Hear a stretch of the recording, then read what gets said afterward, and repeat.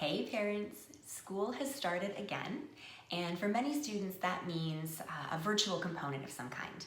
So if that's the case at your house, this week's Tuesday tip is for you. Virtual learning is way harder than in-person learning for a whole bunch of reasons.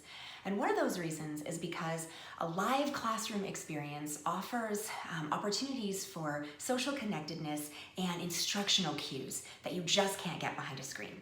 Even something as simple as, oh no, I zoned out for a second and I missed the teacher's instruction. I'm gonna take a little look around and see what my classmates are doing. They got their math books, they've got their pencils, cool, now I know what to do. So when you're virtual learning behind a screen, it can feel a lot like being dropped on a deserted island. And it's natural for kids to want to connect with somebody, anybody, but especially when that somebody happens to be an adult who knows things. So if your kiddos have gotten into the habit of running to you every 10 seconds or shouting, "Mom!" from behind the computer screen, over time, that can contribute to feelings of learned helplessness, and that can have detrimental impacts for their long-term success and development. But don't worry, there are some easy strategies that you can use to start to gradually build up their stamina. Their stamina for academics, for problem solving, or even just for sitting in the discomfort of not having an answer right away. So, I wouldn't suggest showing up at the breakfast table and announcing that things are gonna change around here, because it might be a little hard to get some buy-in. But you can involve your kids in the conversation and in the strategies.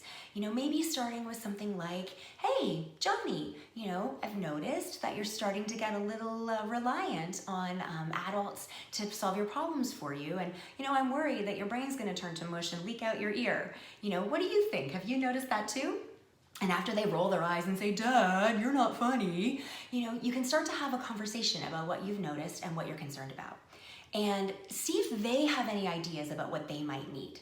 If they don't, which they likely won't at first, here's an idea for you. Set a timer.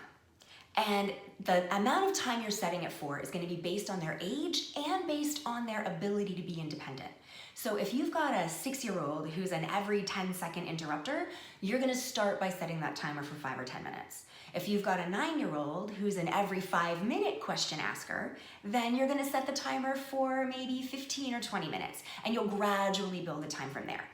And you're gonna tell them that they're not allowed to come and interrupt you while the timer is still going. But the second piece of this is really, really important.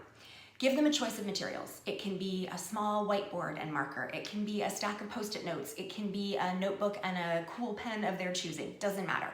Encourage them to write down any of the questions that pop up, any of the worries, any of the things that they would normally be jumping up and running to you for.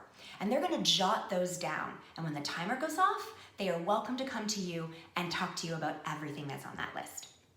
You can even give their teacher a heads up via email that you are implementing a new strategy to build their confidence and their resilience and their independence, and that you really appreciate the teacher's patience and support. The last thing is to recognize that it's gonna take some time for them to know that you're serious, and they're gonna test your boundaries and they're gonna whine and they're gonna complain.